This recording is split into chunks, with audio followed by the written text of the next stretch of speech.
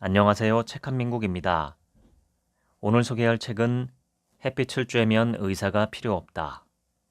지은이는 우스노미야 미스아키, 출판사는 전나무숲입니다. 책값은 14,000원, 205쪽, 개정판 1쇄 발행은 2022년 8월 17일입니다. 지은이 우스노미야 미스아키는 의학박사, 도쿄 광선요법 연구소 소장, 도쿄 지케이카이 의과대학을 졸업한 뒤 동대학 내과에서 근무했으며 일본 최초로 재생불량성 빈혈에 대한 골수 이식에 성공했다. 본문을 읽겠습니다. 최근 10여 년 사이에 햇빛, 그중 자외선은 피부암의 주범이다. 자외선을 차단해야 건강에 좋다는 잘못된 정보가 급속도로 확산되어 지금은 아예 일반 상식으로 받아들여지고 있다. 어느 날 사람들의 자외선 기피 현상에 대한 뉴스를 보면서 이 책을 쓰기로 결심했다. 그 뉴스는 일본의 일부 보육원과 유치원에서 아이들을 자외선으로부터 완전히 차단하는 방침을 도입했다는 내용이었다. 그 방침이란 등교에서 하교하기 전까지 아이들을 건물에서 한 발자국도 내보내지 않는 것이었다. 햇빛을 듬뿍 받으며 운동을 해야 뼈가 튼튼해지고 근육이 단련된다. 우선 경고부터 하겠다. 피부가 새까맣게 탈까 두렵다는 이유로 햇빛을 피하다 보면 머지않아 자리보전하는 신세가 될지도 모른다. 여성들은 피부를 검게 그을리는 것은 주름과 기미가 생기는 요인이며 미백이야말로 아름답게 나이를 먹는 최선의 방법이라고 생각하고 있으니 내 주장이 가당찮아 보일지도 모르겠다. 그런데 피부암에 걸릴까봐 두려워서 다들 햇빛에 타지 않도록 필사적으로 관리하고 미백을 사수하는데 실제로 햇빛을 많이 쬐어서 피부암에 걸려 죽은 사람을 본 적이 있는가? 그런 사례를 일본 국내에서는 보지 못했다. 일조 시간이 극단적으로 짧은 북극권에서는 여성의 생리가 멎거나 남성의 성욕이 감퇴하는 일도 나타난다. 햇빛을 쬐면 몸이 따뜻해지는데 이것이 적외선의 효능이다. 자외선은 피부에서 흡수되어 체내에서 비타민 D를 생성하는 등 화학작용을 일으킨다. 한편 적외선은 인간의 몸 깊숙한 곳까지 침투해 열을 발생시킴으로써 몸을 덮이는 등 물리작용을 일으킨다.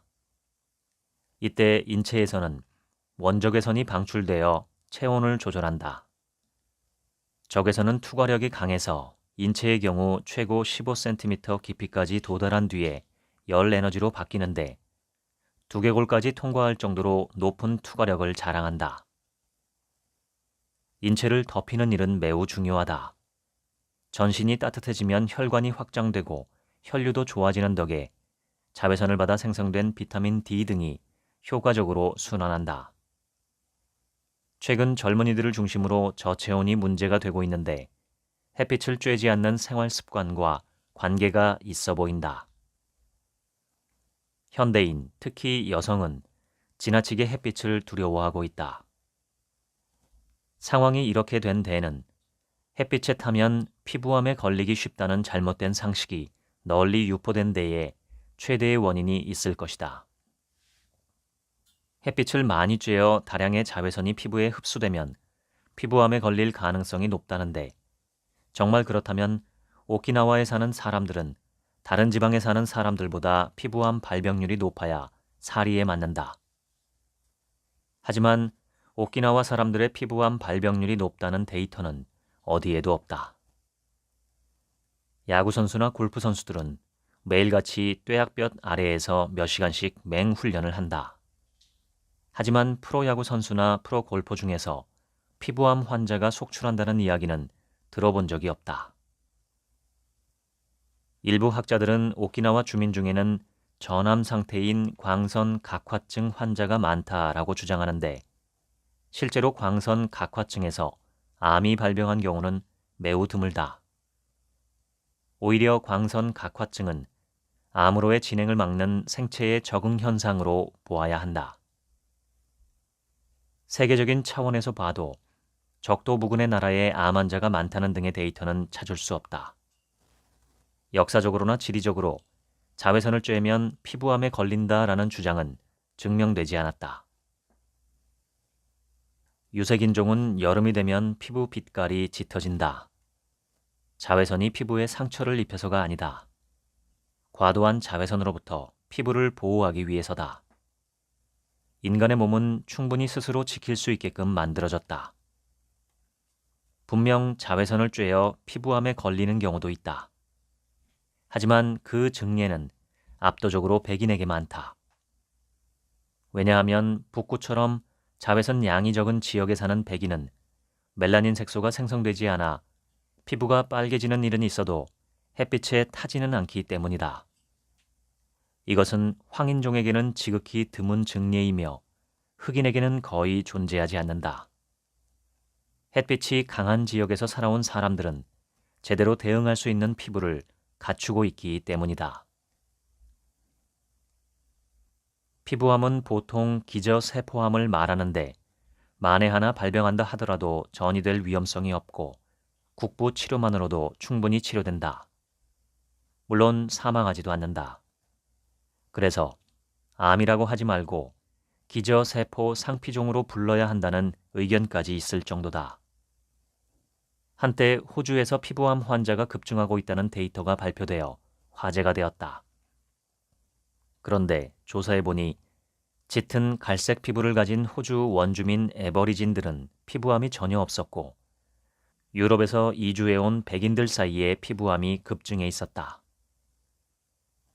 사먹이 암인 악성 흑색종 역시 동양인의 경우에 발바닥 등에 생기는 경우가 많다. 다시 말해 햇빛이 전혀 닿지 않는 부위에 발생하기 때문에 자외선과의 관련성은 매우 낮다고 할 수 있다. 자외선을 쬐면 피부암에 걸린다라는 최근의 상식이 얼마나 현실과 동떨어진 주장인지 이제 납득이 가는가? 오키나와는 장수의 섬으로 유명하다.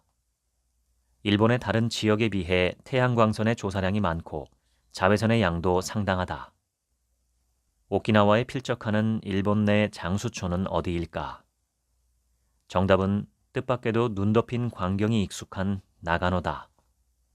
실제로 이곳 남성들의 평균 수명이 오키나와를 크게 앞서고 있어 실질적으로 일본 제1의 장수촌으로 부상하고 있다. 어째서 나가노일까? 내가 생각하는 제1의 요인은 높은 표고이다. 일본의 지붕이라 불릴 정도로 높은 산들이 길게 이어져 있어 그만큼 내리쬐는 자외선의 양도 많다. 태양광선과 자외선이 건강에 좋다는 증명이 아니고 무엇이겠는가? 자외선을 많이 쬐는 탓에 피부암이 발생하고 건강을 해친다면 일본에서 가장 자외선이 많이 내리쬐는 오키나와와 나가노가 장수촌으로 군림하는 현상은 설명이 안 된다. 검버섯에 관해서는 확실히 자외선의 영향을 부정할 수 없다. 2차 대전 이후에 일본의 검버섯 환자가 이전보다 40에서 50배 늘어났다는 데이터가 있다. 일본인은 전쟁 전부터 햇빛을 쬐며 생활해 왔을 텐데 도대체 무엇이 달라져서 이런 결과가 나왔을까? 외국에서 들어온 합성 화학 화장품을 사용한 것 말고는 짐작되는 바가 없다. 화장품 성분인 합성 화학물질이 자외선과 반응해서 다른 화학물질로 변화해 피부에 나쁜 영향을 끼친다니 참으로 얄궂은 이야기가 아닐 수 없다. 선글라스에도 자외선 차단 기능이 필요할까? 자외선은 아스팔트나 콘크리트에는 거의 반사되지 않는다. 사람은 길을 걸을 때 보통 어디를 볼까? 대부분 정면을 본다. 발치에 시선을 두고 걷는 사람도 있지만 어디를 보고 걷든 자외선이 눈에 미치는 악영향은 거의 없다. 내내 하늘만 올려다보며 걷는다면 또 모르지만 나는 그런 사람을 본 적도 없고 상식적으로 생각해도 태양을 장시간 노려볼 일은 전혀 없다. 그래서 선글라스로 자외선을 차단해야 할 이유는 어디에도 없다고 주장하는 것이다. 단, 모래사장과 눈 덮인 설산은 예외다. 자외선이 잘 반사되는 장소이기 때문이다. 특히 눈은 50% 가까이 자외선이 반사되기 때문에 스키장에 가면 설맹, 즉 햇빛의 반사가 원인인 결막염에 걸리는 경우가 종종 있다. 그래서 스키장에서는 고글을 꼭 착용해야 한다. 설맹에 걸렸다 하더라도 하룻밤 자고 나면 대부분 낫는다. 50%나 자외선을 반사하는 설산에서도 이 정도면 되니 자외선을 거의 반사하지 않는 도시에서 자외선 차단 선글라스를 쓴다 한들 별 의미가 없다.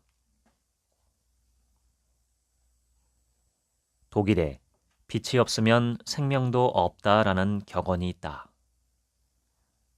지구에 사는 모든 생명체가 태양에 의해 태어나고 살아가고 있다. 생태계의 물질 순환은 태양에서 오는 빛 에너지에 의존한다.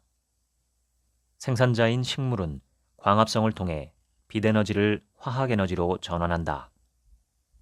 소비자인 동물과 분해자인 미생물에게 먹이를 제공함으로써 물질 순환이 이루어진다. 응달에 난 식물은 아무리 비료를 줘도 생육이 나쁘듯이 태양에게서 생명을 받은 인류 역시 햇빛이 부족하면 건강을 얻지 못한다. 고대 로마에서는 기원전 2, 3세기경부터 목욕탕에 일광욕실을 설치했고 각 가정에도 솔라룸이라는 일광욕실을 두었다. 당시 나폴리 지방에는 태양이 찾지 않는 집에는 의사가 찾아온다라는 속담도 있었다. 의학의 발달과 함께 일광욕이 자주 의료에 활용되었지만 유감스럽게도 중세로 접어들며 단번에 쇠퇴했다. 종교상의 이유에서였다. 질병은 교회에서 고친다라는 의식이 생겨나 환자를 교회에 모아 가두었다. 의도한 바는 아니었으나 이런 경향은 전염병 환자를 완전히 격리하는 효과를 본 것 또한 사실이다. 나이팅게일은 크림 전쟁 때 부상자들을 실외로 옮겨서 치료에 커다란 성과를 올렸다. 그 경험을 바탕으로 전쟁터에서 귀국한 뒤 병원을 지을 때 채광과 통풍을 고려하지 않는 것은 문제라고 주장했다. 18에서 19세기에는 햇빛의 효능이 과학적으로 검증되며 일광욕의 치료 효과가 있음이 실증되었다. 스위스의 롤리에 박사는 알프스산 해발 1340m의 레잔이란 곳에 일광 요양소를 세워 결핵 치료에서 커다란 성과를 올렸다. 그는 허약한 아동의 치료에도 응용했다. 알프스산 속에 초등학교를 세운 뒤 그곳에서 야외 수업을 진행했던 것이다.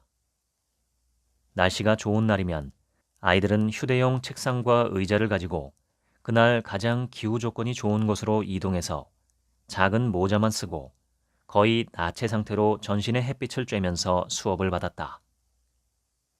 그 성과를 롤리에 박사는 이렇게 기록했다. 간신히 업혀온 허약한 아동도 2, 3년만 지나면 못 알아볼 정도로 건강해졌다. 신체의 저항력이 강해지고 지각과 소화 흡수, 호흡, 순환 등 모든 기능이 눈에 띄게 좋아졌다. 하지만 역사는 반복된다던가. 21세기인 현재 일찍이 중세 시대의 일광욕 치료가 완전히 부정되었듯이 다시 햇빛을 악으로 보는 풍조가 퍼지고 있다. 아무리 식생활에 신경을 쓴다 하더라도 필요한 양만큼 비타민 D를 섭취하기는 매우 어렵다. 하지만 인간은 체내에서 비타민 D를 만들어낼 수 있다. 햇빛, 정확히 말해 자외선을 충분히 쬐므로써 가능하다. 자외선을 쬐면 피부에서 비타민 D가 생성된다. 식사로 섭취하기 어려운 비타민 D가 인간의 체내에서 생성된다니 참으로 신비하지 않은가? 나이를 먹을수록 인체가 비타민 D를 생성하는 능력이 약해져서 70대가 되면 젊었을 때의 반 정도밖에 못 만든다. 자외선을 가장 꺼리는 고연령대의 여성이야말로 가장 비타민 D를 필요로 하는 사람들이며 누구보다도 일광욕을 생활화해야 한다는 뜻이다. 어떤 학자는 햇빛은 피부가 먹는 밥이라고 표현했다. 참으로 적절한 표현이다. 햇빛을 자주 쬐어 비타민 D가 너무 많이 생기고 그로 인해 비타민 D 과잉증에 걸리면 어떡하나 걱정하는 사람도 있겠지만 비타민 D 과잉증이 확인된 예는 비타민 D 결핍증을 치료하기 위해 인공 비타민 D 보충제를 투여받은 사람들 뿐이었으며 햇빛을 쬐어 생성된 비타민 D가 과잉된 일은 없다. 그런 현상이 실제한다면 어업이나 농업에 종사하며 온종일 태양 아래에서 일하는 사람들은 모두 비타민 D 과잉증에 걸렸을 것이다.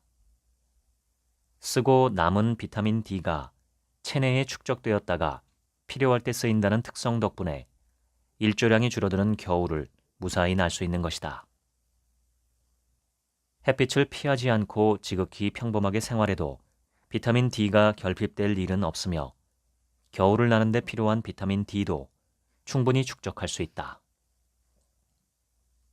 폭염을 피해 여름 내내 냉방을 한 실내에서만 지낸다면 1년 중 비타민 D를 가장 많이 생성할 수 있는 시기를 놓쳐버리는 셈이다. 비타민 D는 모유에는 들어있지 않아 갓난아기가 비타민 D 결핍에 걸리는 사례가 많다. 안짱다리와 밭짱다리의 원인은 영아기의 비타민 D 부족 때문이라고 한다. 모유를 먹고 자란 아이의 다리가 휘었다면 이는 일광욕 시간이 너무 적었던 탓이다. 성인이 비타민 D에 결핍되면 어떤 증상이 나타날까? 가장 큰 폐해는 골다공증이다. 칼슘 대사와 밀접한 관계가 있는 비타민 D가 부족하면 체내 칼슘도 부족해져서 뼈가 물러지고 약해진다. 뼈가 물러지며 근조직이 파괴되고 근육의 힘이 떨어져서 근력을 유지할 수 없게 될 위험성이 높아진다. 다리와 허리가 약해졌다는 이유로 외출을 멀리하며 밖에 나가질 않으니 일조 시간이 더 줄어들고 비타민 D가 더욱 결핍되는 악순환에 빠진다. 신체적으로 불편한 분이라면 햇빛이 좋은 시간대에 휠체어를 타고 나가 느긋하게 시간을 보내는 것만으로도 상황은 크게 달라진다. 반복해서 말하지만 노후를 자리에 누워 지내는 비극을 피하고 건강을 되찾기 위해서는 햇빛을 쬐어 몸속에 비타민 D를 축적하는 것이 필수다. 요즘 안티에이징, 즉 항노화 산업은 아무리 나이가 들어도 젊었을 적에 팽팽하고 윤기 있는 피부를 유지하는 데에만 주안점을 두고 있다. 겉모습만 젊어서는 아무 의미가 없는데도 말이다. 미용, 미백 등 겉모습을 아름답고 젊게 지키기 위한 안티에이징에만 신경을 쓴다면 몸속이 현저하게 노화될 위험성이 크다.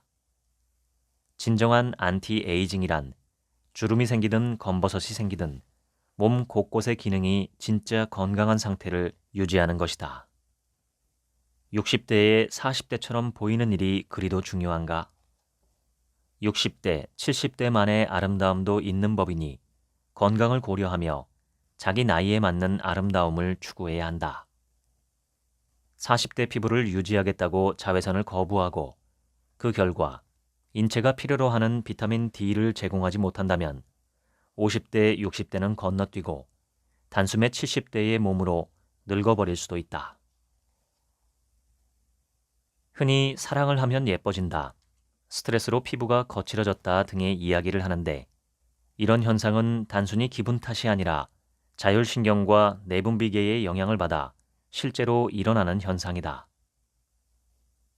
햇빛에는 살균작용과 소염작용이 있어서 빨갛게 염증이 난 여드름을 진정시키고 피지선의 분비를 정상화해 여드름이 나는 것을 억제한다. 자외선이 피부에 나쁘다는 인상이 너무 강해서 내 말을 고지곳대로 듣지 않는 사람이 많겠지만 햇빛에는 문제성 피부를 정상으로 되돌리는 힘이 있다. 피부 모세혈관의 혈류를 개선하고 피지선과 땀샘의 작용을 활성화해 피부의 대사 기능을 향상시킴으로써 피부를 싱싱하고 윤기 있게 만든다. 그 밖에도 햇빛은 광 회복 효과를 통해 손상된 세포를 회복시켜 피부 세포 전체를 젊게 만들고 콜라겐과 엘라스틴 같은 피부 내 물질의 생성을 돕는다. 근력 저하로 생기는 주름이나 근육 처짐도 방지한다. 햇빛은 전신 미용의 근본이며 기타 미용법의 토대이기도 하다. 여성은 폐경기 전후가 되면 난소의 기능이 저하되어 여성 호르몬의 일종인 난포 호르몬의 분비량이 감소한다. 이것이 원인이 되어 생기는 심신의 부조를 갱년기 장애라고 한다. 노화 현상에 따른 호르몬 작용의 쇠퇴가 갱년기 장애의 원인이다. 생활 습관을 바꾸면 증상을 가볍게 할 수는 있다. 실제로 갱년기 장애를 비교적 가볍게 지나갔다는 여성들을 관찰해보면 매일 출퇴근을 하거나 실외 스포츠를 즐기는 여성들이 대부분이다. 집 밖으로 나와서 활발하게 활동하는 여성은 갱년기 장애로 받는 고통의 정도나 비율이 비교적 낮다. 햇빛에는 갱년기의 내분비계의 혼란을 바로잡는 효과가 있다. 아침마다 출근을 하거나 주말에 야외에서 스포츠를 즐기면서 햇빛을 듬뿍 쬐는 여성들의 갱년기 장애 증상이 비교적 가볍다는 사실이 그것을 증명한다. 이러한 사실을 종합하면 갱년기 장애를 심하게 겪는 사람들 대다수는 집안에서 생활하는 전업주부들이란 소리가 된다.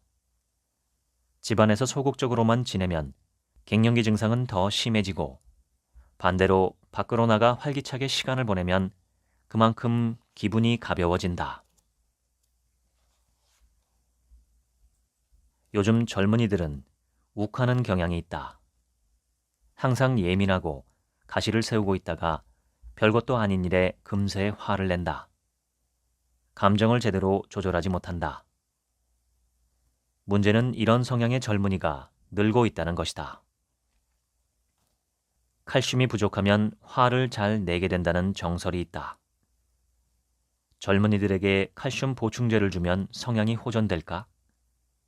그리 간단히 해결될 문제였으면 심각한 사회 문제로 발전하지도 않았을 것이다.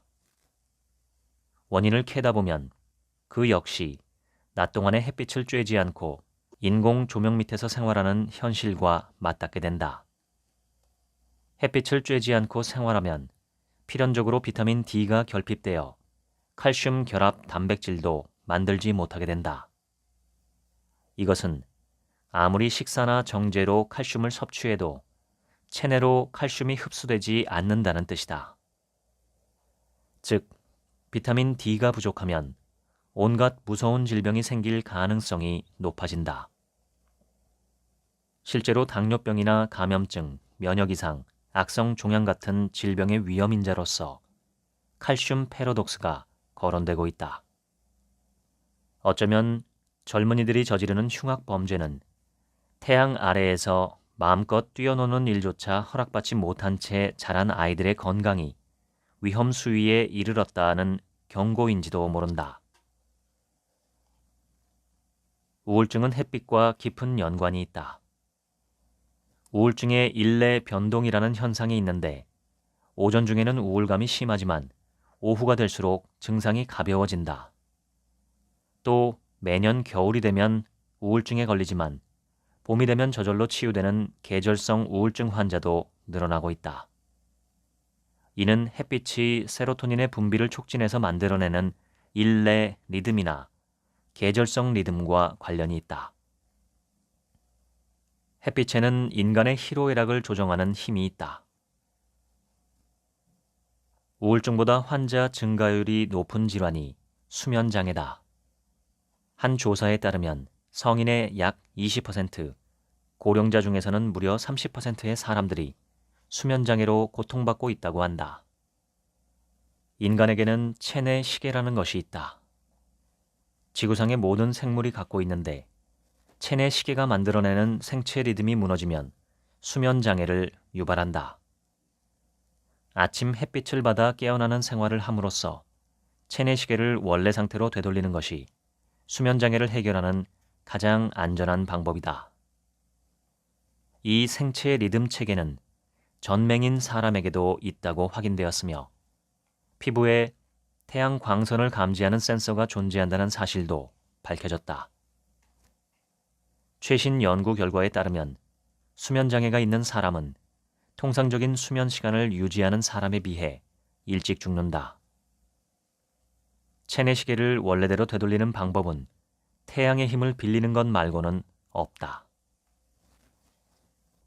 대사증후군은 비만, 고지혈증, 당뇨병 또는 당뇨병 예비군과 같은 생활습관병을 가리키는 총칭인데 이 질병들은 심근경색이나 뇌경색에 걸릴 위험을 높이기 때문에 항상 신경을 써야 한다.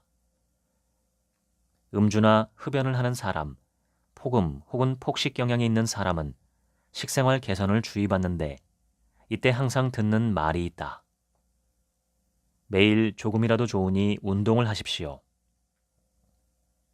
그런데 직장인들은 주로 출근 전이나 퇴근 후에 땀을 흘리곤 한다.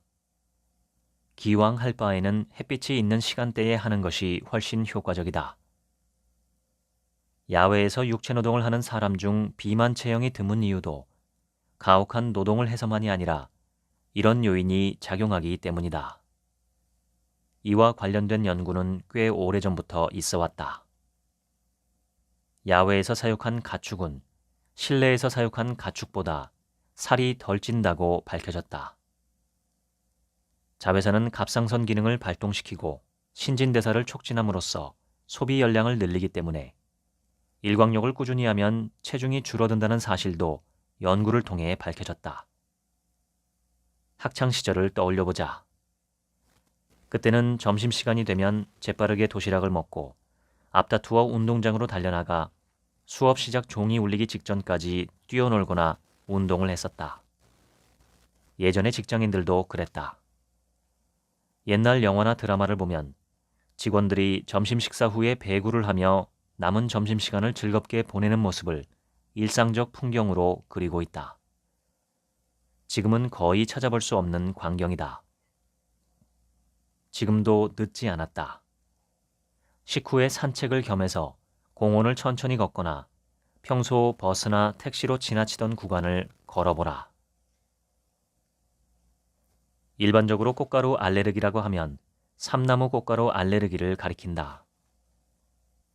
일본에서는 60년대 중반에 처음 확인되었고 70년대 이후에 환자가 급증했다. 말 그대로 현대병이다. 이치를 따지자면 삼나무가 많이 자라는 지역의 사람들은 꽃가루 알레르기가 폭발적으로 유행해야 하고 증상도 더 심해야 한다. 그런데 실제로는 멀리서 날아온 꽃가루를 접한 도시 사람들이 오히려 꽃가루 알레르기로 대소동을 일으킨다. 도시에서 꽃가루 알레르기가 유행하는 최대 원인은 따로 있다. 도시 사람들이 지나칠 정도로 자연과 어울리지 않으며 생활하기 때문이다. 삼나무가 밀집한 산간 지역에 사는 사람들은 필연적으로 자연의 한가운데에서 생활한다. 꽃가루를 많이 뒤집어 써도 꽃가루 알레르기에 잘 안 걸린다. 평소 흩날리는 꽃가루 속에서 사는 동안 자신도 모르는 사이에 알레르기를 일으키지 않게끔 몸이 적응했기 때문이다. 반면 도시 사람들은 콘크리트 벽으로 자연과 경계를 두고 생활하다 보니 봄이 되어 갑자기 꽃가루를 들이마시면 몸이 거부 반응을 일으키는 것이다. 도시에서 살아간다는 말은 뒤집어 말하면 자연을 가까이 하지 않는 생활을 한다는 의미다. 문명사회의 편리함을 누리고는 있지만 건강은 점점 나빠지고 있다는 사실을 인정해야 한다. 도시에서 사는 사람일수록 의식적으로 자연을 가까이 하고 햇빛을 쬐어야만 건강을 증진할 수 있다. 적극적으로 밖으로 나가 전신에 햇빛을 쬐면서 자연과 친해진다면 알레르기를 일으키지 않는 체질로 바뀔 수도 있다. 실제로 전혀 다른 목적으로 햇빛을 쬐며 몸을 단련한 사람이 올해는 꽃가루 알레르기가 왔는지도 모를 정도로 가볍게 지나갔네. 하고 말하는 것을 나는 자주 봐왔다. 지금으로부터 20여 년 전, 일본 후생성은 맹렬한 기세로 늘어난 대장암 환자의 지역별 이환율을 조사해서 그 결과를 지도로 만들어 발표했다. 인구가 많은 도쿄나 오사카 같은 대도시에서 이환율이 높은 것은 당연하지만 그 밖의 지역에서 나온 조사 결과가 놀라웠다. 이환율이 높은 지역은 북부인 홋카이도와 도호쿠였고 환자가 적은 지역은 남부에 속하는 시코쿠와 규슈, 오키나와였기 때문이다. 그때까지 대장암은 지방의 과다 섭취가 원인인 문명병이며 식이섬유가 예방에 효과적이라고 알려졌었다. 하지만 사람들의 식생활이 큰 차이가 없었음에도 불구하고 남북으로 명암이 정확히 갈린 결과를 보니 대장암의 발병에 일조 시간이 깊이 관계되어 있다는 생각이 들었다. 자세히 말하면 일조 시간이 짧은 홋카이도와 도호쿠에서 대장암의 발생률이 높고 남하할수록 발생률이 점점 낮아지는 것을 볼 때 햇빛의 양이 많을수록 암의 위험성이 저하된다는 결론을 낼 수밖에 없었다. 미국에서도 이와 비슷한 조사를 했었다. 캘리포니아 대학교의 갈랜드 박사는 미국 내 대장암과 유방암의 이환율 분포가 북부에서 높고 남부에서 낮다는 데 주목했다. 온갖 자료를 상세히 검토하여 전국적으로 식단이 거의 비슷하다는 사실을 밝혀낸 뒤 1조 시간의 차이가 대장암과 유방암의 이환율에 크게 관계되어 있다고 발표했다. 또한 임상시험 등을 통해 비타민 D 결핍에서 오는 칼슘 부족이 대장암의 원인이라고도 밝혔다. 갈랜드 박사는 그 뒤에도 연구를 계속해서 하루에 10분에서 15분 피부의 40% 이상을 일광에 노출하면 적절한 수준의 비타민 D를 확보할 수 있으며 암도 예방된다라는 연구 결과를 발표했다. 다만 일광욕 시간에 관해서는 백인과 유색인이 크게 다르다. 또한 갈랜드 박사는 2002년 미국에서 발간된 의학지 캔서에 미국을 북동부와 남서부로 나눠서 암의 발병률과 사망률을 비교 검토한 결과를 실었다. 그 내용을 보면 대장암과 유방암뿐만 아니라 방광암, 식도암, 신장암, 폐암, 췌장암, 직장암, 위암, 자궁암, 난소암, 전립샘암, 악성 림프종 등 총 13개 종의 암이 자외선과 관련 있다고 한다. 그리고 놀랍게도 1조 시간이 짧은 지역에서는 충분히 자외선을 쬐는 지역에 비해 약 2배의 사망률을 보이는 암도 확인되었다. 이 같은 연구나 조사가 지금도 전 세계적으로 이루어지고 있다. 현재 치료법이 발견되지 않은 질병이라도 일광욕을 계속했더니 증상이 호전되었다는 사례는 얼마든지 있다. 그들은 부작용이 없다는 말에 시험삼아 일광욕을 해본 것뿐인데 어느새 증상이 완화되어 있었다라고 말한다. 여기서 중요한 부분은 어느새이다. 일광욕을 하루 이틀 했다고 급속도로 컨디션이 좋아질 가능성은 당연히 낮다. 끈기 있게 일광욕을 지속했더니 아토피 피부염이 크게 개선되었다는 얘기도 자주 듣는다.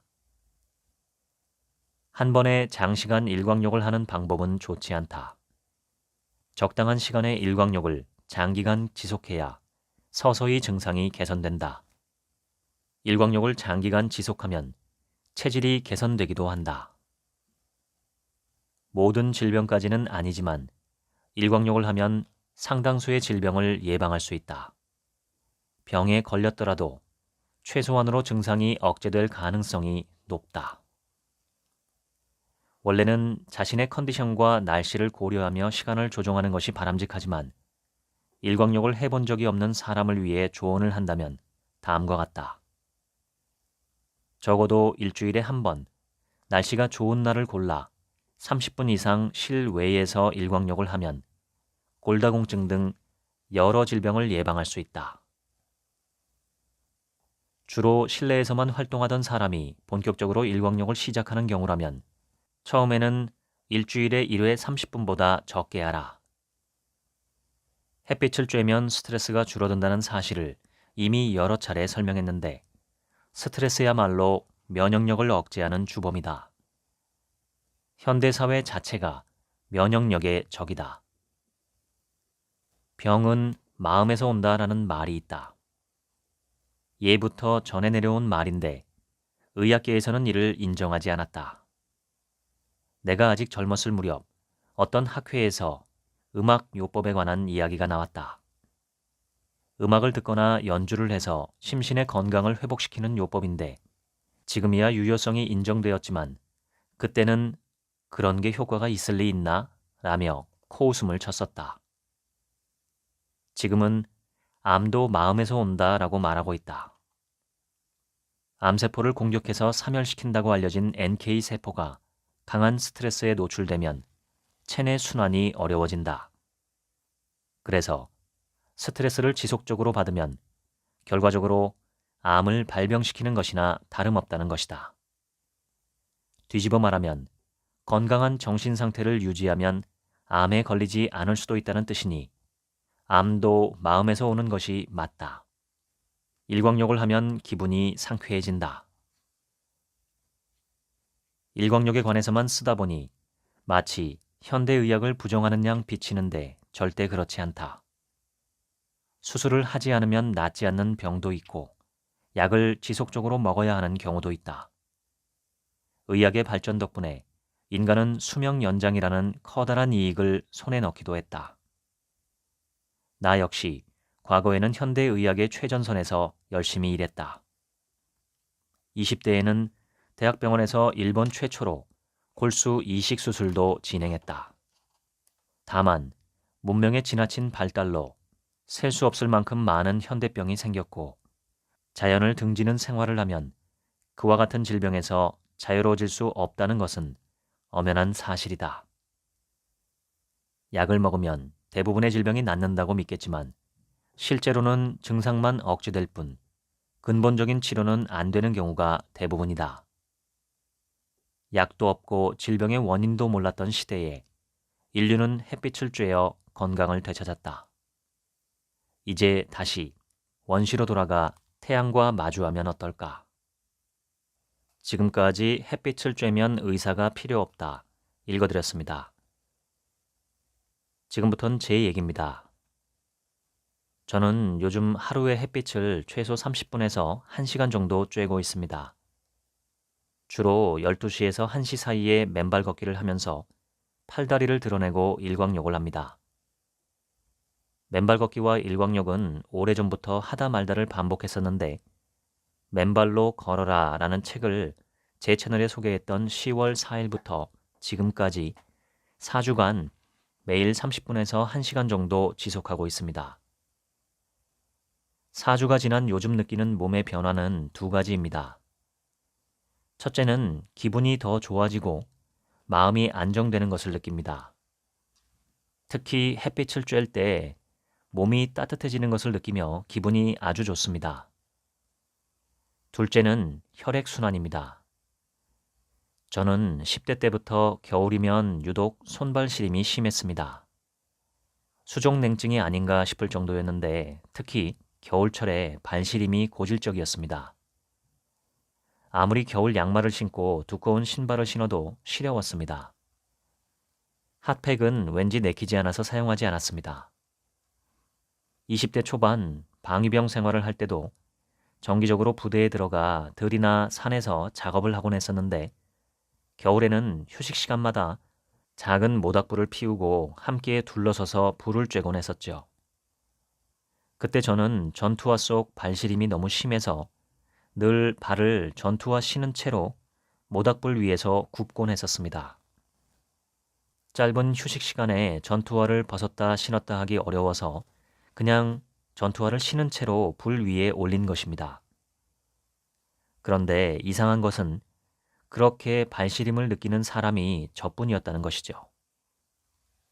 발 안 시렵냐고 제가 물어봐도 저만큼 발이 시린 사람은 없었습니다. 실제로 모닥불에 발을 데우는 사람은 언제나 저 혼자였습니다. 제 전투화만 불에 쪼그라들면서 작아지고 딱딱해졌던 기억이 납니다. 40대부터는 초겨울부터 봄까지 늘 양말을 신고 잠을 잡니다. 안 그러면 발이 시려워서 잠들기가 어렵고 잠들어도 중간에 자꾸 깨기 때문입니다. 올해도 10월 초부터, 그러니까 맨발 걷기와 일광욕을 시작한 바로 그 시점부터 밤에 양말을 신고 자기 시작했는데 며칠 전부터 변화를 느꼈습니다. 이상하게 발이 갑갑해서 양말을 벗고 자기 시작한 것입니다. 오늘까지 나흘째였는데 이런 적이 없었습니다. 혈액순환이 잘 되어서 냉증이 개선되는 것이 아닌가 추측합니다. 일시적일 수도 있지만 저는 이번 겨울 동안에 맨발 걷기와 일광욕을 지속할 예정이기 때문에 올겨울에 양말을 계속 벗고 자게 될지 어떨지 관찰해 볼 생각입니다. 찬물 샤워를 한 지는 1년 10개월째가 되었고 어제도 찬물 샤워를 했는데 찬물로 샤워를 하면 온몸의 피가 활발하게 도는 느낌이 듭니다. 그래도 이상하게 발시림은 해결되지 않았습니다. 아마도 손끝, 발끝의 모세혈관이 굉장히 가는 혈관이라 효과가 늦게 나타나는가 싶었는데 맨발 걷기와 햇빛 쬐기 4주 만에 수십 년 묵은 고질적인 냉증이 개선되기 시작하니 신기하고 감사합니다. 맨발 걷기를 할 땐 맨발 걷기 전용으로 조성된 자갈길을 발이 아플 때까지 걷습니다. 첫 주에는 발바닥이 아파서 10분, 20분 정도만 자갈길을 걷고 나머지는 흙길이나 잔디밭을 걸었습니다. 일주일이 지나니 자갈길 1시간을 걸어도 발바닥이 아프지 않았습니다. 그런데 자갈길 구역만 걷자니 지루해서 요즘은 자갈길 2, 30분을 걷다가 흙길 2, 30분을 걷고 있습니다. 평일엔 오래 못 걷지만 주말엔 1시간 이상 맨발 걷기와 일광욕을 합니다. 바쁜 날엔 20분만이라도 꼭 공원을 찾아가서 걷는데 요즘 슬슬 재미가 붙기 시작하는 걸 느낍니다. 맨발 걷기와 일광욕, 참 괜찮은 취미이고 건강법입니다. 유튜브를 보면서도 할 수 있고 통화를 하거나 명상을 하면서도 할 수 있습니다. 하루 10분만이라도 도전해 보시면 어떨까요? 기분이 좋아지고 건강해지시리라 생각합니다. 지금까지 책 한 민국의 하루치 생각이었습니다. 감사합니다.